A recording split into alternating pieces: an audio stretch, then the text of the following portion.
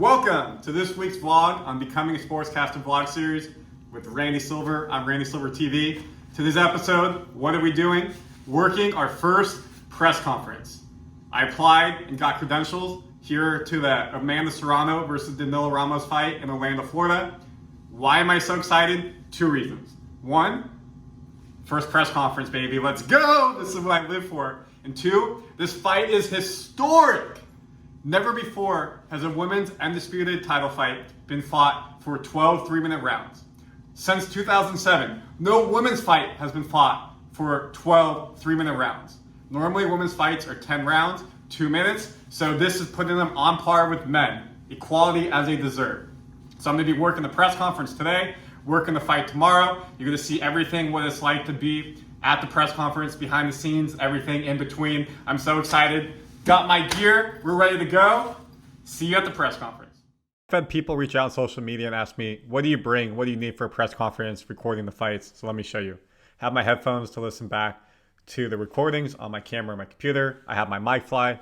I bring multiple cameras with multiple tripods. I brought multiple microphones, handheld, one for the camera as well. So I have 3 microphones. I have a mixer for the audio, extra batteries, screwdrivers, anything that you need. I'm prepared. I'm always prepared in life, and of course my laptop. And we're off. Now we're at the press conference weigh-ins. Here's the back of the room. It was at the Cabrera Royale Hotel here in Orlando, Florida, 40-minute drive from where I live. The broadcast partner is DAZN. Here's their studio desk. The fight was promoted by Most Valuable Promotions. This is Jake Paul's promotion. He fights for them as well, but he's not on this card. Here's my setup. Front right, was able to put my camera. Here I am right here with the video camera, using my vlog camera so I can take other photos or handheld stuff like this. The mirror, my peer is next to me. We both have the press credentials, so let's go, have someone with me. And now we're here at the weigh-ins. Here's the undercard, people weighing in. You could feel the energy. It was tense. I've never been to a weigh-ins before, so it was really fun to just take it all in. And also, I just received all my sportscasting equipment for school earlier in the week. Meaning I got a chance to get real on-the-job experience and practice using my mixer, my camera, getting the settings right, and everything in between. So it was really good experience. There was trials and errors. My camera shut off for quite a while. I couldn't turn it back on. I had issues with my sound many times, and then I couldn't figure out why. I was able to reach out to my teacher, JMac, via text, and he troubleshooted a lot for me, which was awesome. So this is entertainment, baby. No one does realigns. You can't go back. I missed some stuff, unfortunately, and that's why I had my second vlog camera, which I know how to use, and it worked. So I was able to still get some of this footage, even though my school camera shut down on me for a little bit. But after I got it troubleshooted, it never happened again. So you just watched the whole weigh-ins. That was the main event right there of Ramos and Serrano. Now they're doing their press conference. And what happens after the press conference? That was the end of the day. But not if you're a sportscaster like us. We wanted to practice our stand-ups and get stand-ups for our YouTube channels, our reels. So we went outside the ballroom and practiced doing our stand-ups, talk about what we just saw as a duo, as solo, what our analysis of the press conference weigh-ins are. Then everybody left the ballroom, so we went in and got to do it inside. Obviously, much better background by having the Serrano versus Ramos poster behind you, just visually better as well, not just some ballroom. And I also got an opportunity to interview Ramos as well. I messed up a bunch, forgot my words, stuttered. Here's a candid shot of me being like, come on, Randy, you can do it. You can do it. So I just like to show that. And here that is. Here's the interview with Ramos. She's Brazilian, speaks Portuguese, does not really speak English, so that's the translator.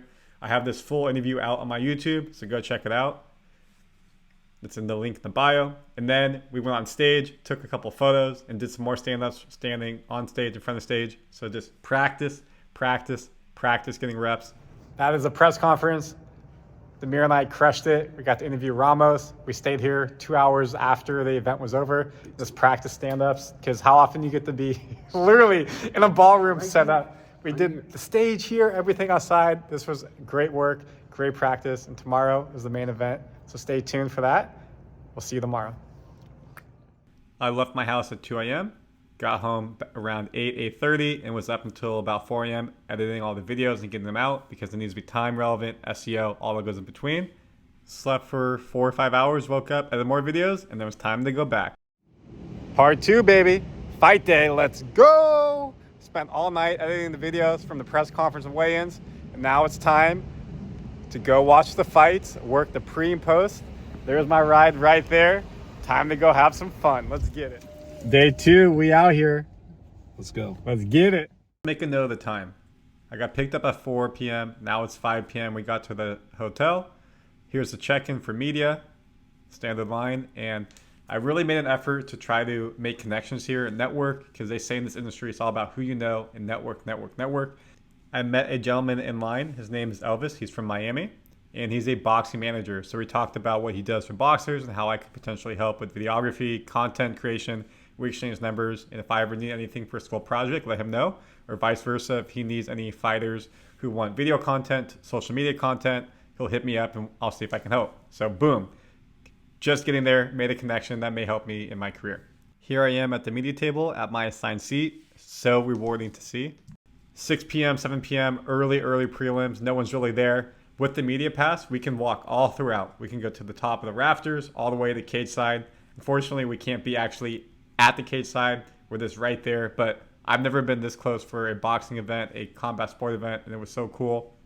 You can see I get to be right next to where they walk into the ring.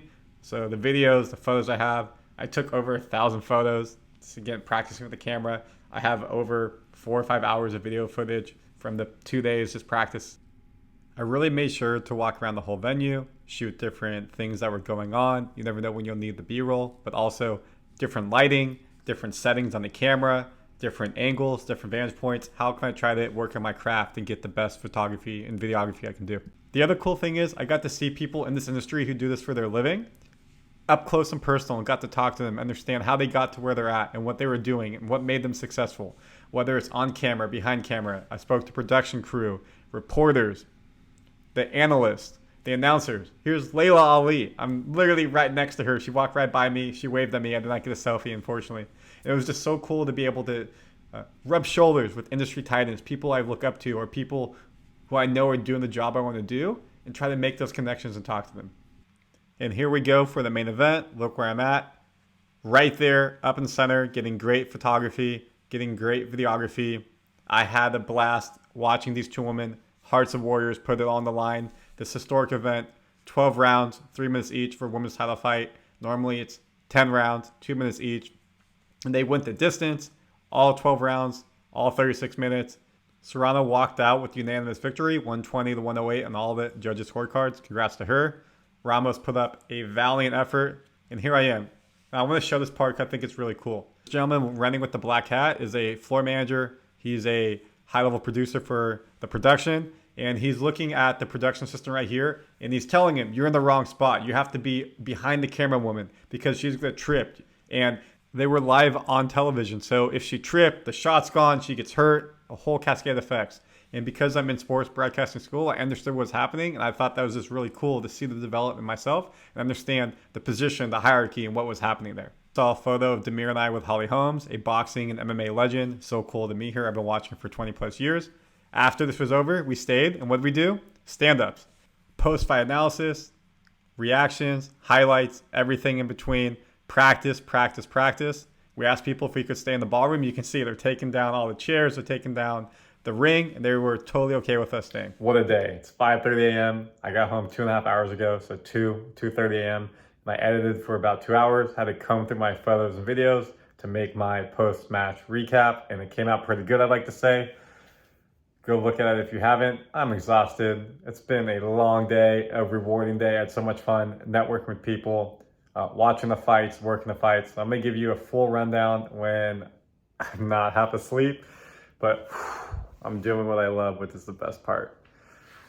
Congratulations, Serrano, on the win. Now it's time for me to get a win and get some shut-eye.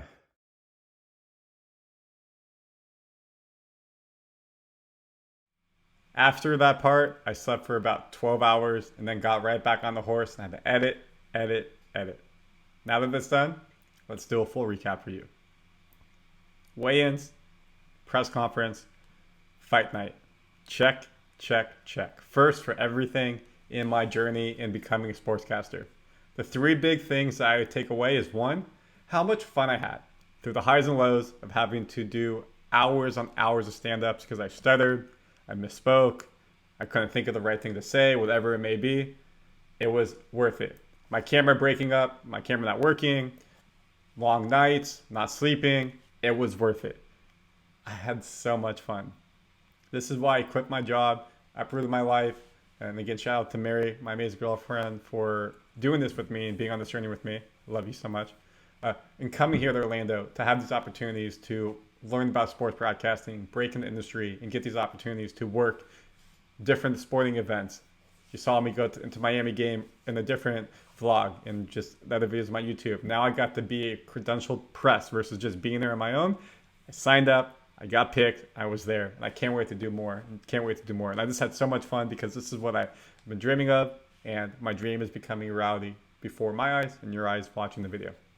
2, just how awesome and cool the people were around the whole event.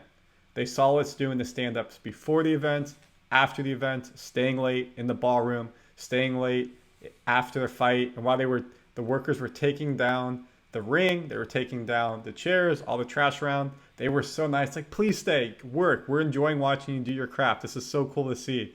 And we're like, no, like, we're in your way. If we have to leave. Like, no, please. It's like, they were stoked. Other people working the event for MVP or the zone or anything like that. When we told them that we were sportscasting students and why we were there and what we were doing and the effort they saw in, they're like, you're doing the right things. This will get you far. Keep doing it. Put out the content. Make sure it's good.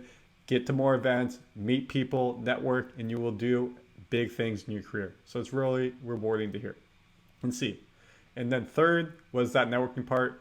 I spoke about Elvis. I went up to Danny, who was the man in the black hat I talked about, who was the floor manager, and then the producer, who was talking to the production assistant about being in the wrong spot. I said I was watching him all night, and honestly, I watched him sometimes more than the fights because I was so enthralled watching him work and do his job and how he's leading the whole program, because I'm learning about that stuff in school, and it was just really, it's really interesting to me, and like that could be something I see myself doing. And we talked about Full Sail, me in school, his career, his pedigree. He's an industry professional. He's worked for American Idol, Dancing for the Stars, other big events. So he knows what's up. I got his number and said I would love to help him out if he ever needed anything. Someone who would be a hard worker, diligent, X, Y, Z, all the verbs, all the adjectives, whatever you want to say. I'm blabbing a bit. I'm going to keep going. And he said like he saw me working really hard with the photography, the videography. He loved that I brought up the couple of things we talked about. He could tell the effort I put in, how well-spoken I am. So he was stoked. We exchanged numbers, and we'll see how I can help out. And then Silbre, the roving reporter, I would love to be on camera. I might talk to her after the event about how she got into the industry, how she prepares for the event, how she makes people feel comfortable on camera, things like that. So did a great job talking to people at the event. And of course, all the work around the event I'm doing, the editing, like being there, and all that goes into it. So it was a great event, even if none of my videos on YouTube came out good, which they did actually come out good. I know they did. I've had people tell me, and just the quality of it is good. The networking part, being there, getting a day in the life was worth it. If you want to see any of the videos, again, they're just on my YouTube channel or any of my socials, Instagram, TikTok, Twitter, Randy Silver TV. You can find it there, just like this YouTube. And thank you for being here on Becoming a Sportscaster vlog series. You see me now do a day in the life as a credential media, other stuff I've done as a commentator, play-by-play. I've done hosting my first sports desk, being at Full Sail sports broadcast student. So you're getting this journey with me, and you're seeing me live out my dream and it becoming reality in real time, and you're living that too through me. And if you haven't seen any of that yet, just go check out the vlog series. You'll get to see Dan Patrick as well. So it's super cool stuff. And any of the other videos on my channel around sports analysis, vlogs, travel, whatever it may be. Thank you for watching. My name is Randy Silver. Again, we're on Randy Silver TV. Until next week on Becoming a Sportscaster vlog series, I will see you back here on my channel. Have a good day.